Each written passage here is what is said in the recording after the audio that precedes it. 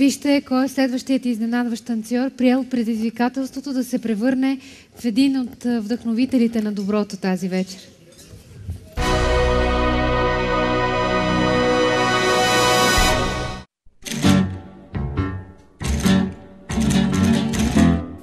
Аз съм Емил Попов, управляващ съдружник на Крестен Булмар, една от най-големите счетоводни консултантски компании в България, баща на 3 деца. До сега съм танцувал само в дискотеки, за първи път ще танцувам с партньор пред публика и се надявам, че няма да паднем, напротив ще бъдем оценени по достоинство, като разбира се оценката трябва да бъде в дарението, което всички ще направят за децата с увреждания. Раз, два, три. Раз, два, три.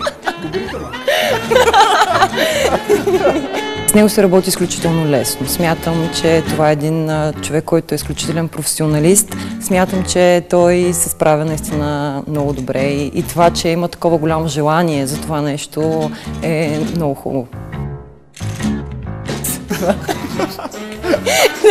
Значи, трябва да... Виж сега. Аз съм изключително щастлива от това, че съм част от тази кауза и смятам, че децата трябва наистина да има повече такива инициативи към тях, повече внимание да се обръща към тях. Сега вече. Сега вече паднахме. И светът е пълен с много примери за деца с увреждания, които са постигнали невероятни успехи. Те имат огромен потенциал, който трябва да бъде развит и разбира се, за да се развие, трябва да бъде подкрепен. Така. И твоите ръце като паднат, и моите падат, и ще изглеждаме като пилета. Това беше добро сравнение. Да.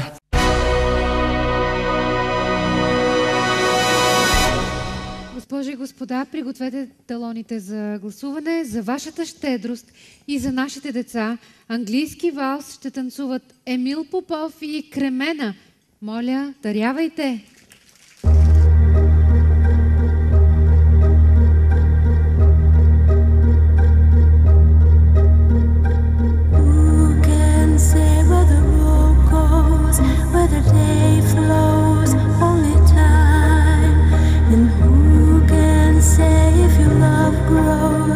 As your heart chose only time.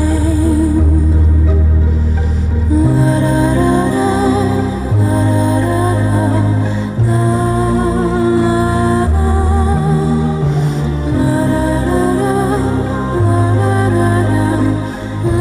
da da da, la da da. Who can say why your heart sighs as your love flies only time? Who can say why your heart cries when your love dies only time? La da da da da da, la da da da da, la